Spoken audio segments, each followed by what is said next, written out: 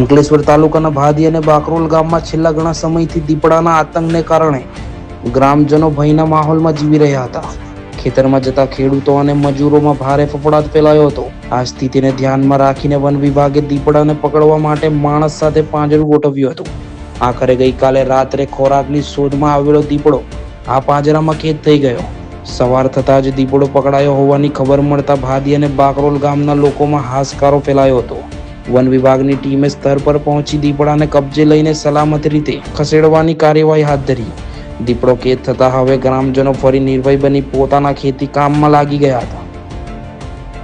ભારી ગામ ખાતે આજે એક ફિમેલ માદા પાંજરે પુરાયેલી છે અને અગાઉ પણ 2 થી 3 પકડાઈ ચૂકેલા છે.